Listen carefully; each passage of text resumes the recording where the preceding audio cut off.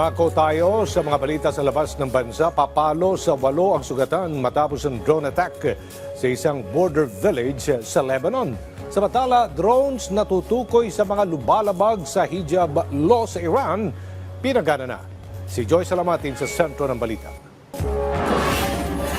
Nasa 8 ang sugatan matapos ang nangyaring drone attack sa Lebanon. Agad dinala sa mga pinakamalapit na hospital ang mga sugatan na pawang mga Syrian refugee.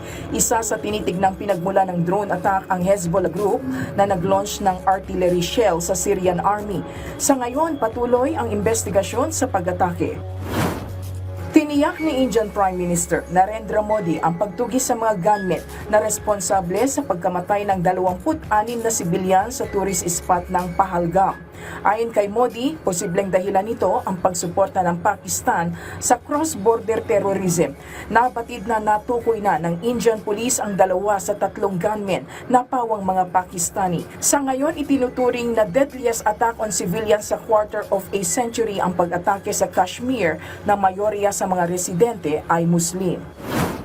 Gumagamit na ang Iran ng advanced technology gaya ng drones para sa pagtukoy ng kanilang mga residenteng hindi sumusunod sa panuntunan ng paggamit ng hijab.